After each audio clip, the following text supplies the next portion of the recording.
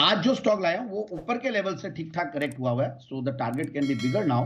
And वो है D देव plastic. पर डी देव, यस, इस स्टॉक को मैंने लास्ट ईयर सितंबर 7 तारीख को भी कवर किया था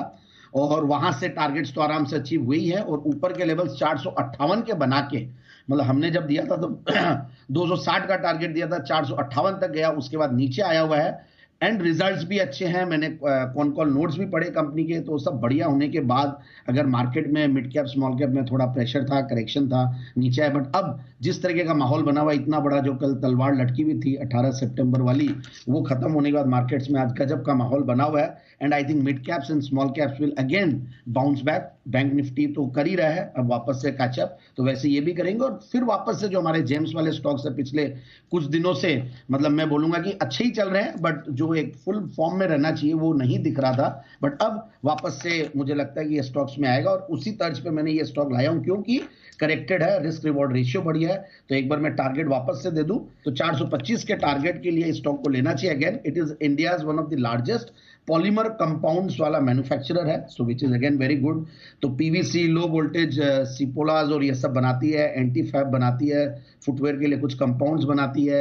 एबीएस वगैरह में भी है, एबीएस वाली कंपनियां काफी फॉर्म में रही हुई है पास्ट में भी। तो इंजीनियर्ड प्रोडक्ट्स ऑटोमोबाइल्स के लिए, अप्लायंसेस के लिए, तो ये सारा एक अच्छा, इलेक्ट्रॉनिक्स के लिए, और ये सारे सेक्टर्स बहुत बढ़िया कर रहे हैं। मतलब इन सब में अगर आप एंसिलरी बनते हो तो मुझे बहुत बढ़िया लग रहा है, इलेक्ट्रॉनिक्स में, इलेक्ट्रिकल्स में, ऑटोमोबाइल्स में, इन सब की ancillary units really should do well, तो उनमें से एक ये है। और इन्होंने अच्छा खासा, इनफैक्ट जो कॉन कॉल नोट्स थे उसमें भी बहुत बढ़िया चीजें बताई है कि इनके काफी स्ट्रांग नोट पे इन्होंने ऑपरेटिंग प्रॉफिट मार्जिन्स के बारे में कहा कि सस्टेन रहेंगे,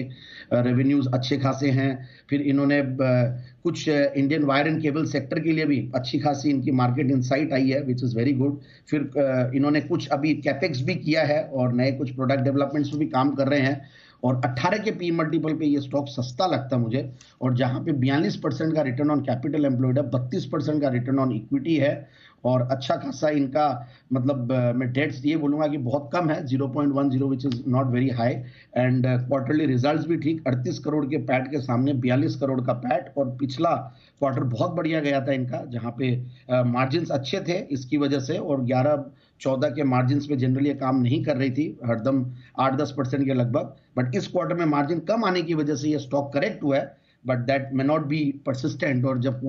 क्रूड ऑयल वगैरह सब नीचे आते हैं तो इसको भी फायदा मिलेगा। सो टीटीएम बेसिस पे भी हाईएस्ट एवर, मतलब प्रॉफिट्स पे तो नहीं बैठी है, बट मार्च 2024 में हाईएस्ट प्रॉफिट्स दी है। प्रोमोटर्स की strong 75% share holding, which is like very impressive, और ये जब रहती है तो काफी कॉन्फिडेंस आता है। तो मुझे ऐसा लगता है कि स्टॉक को बिल्कुल इन लेवल्स पे लिया जा सकता है 425 के टारगेट के लिए।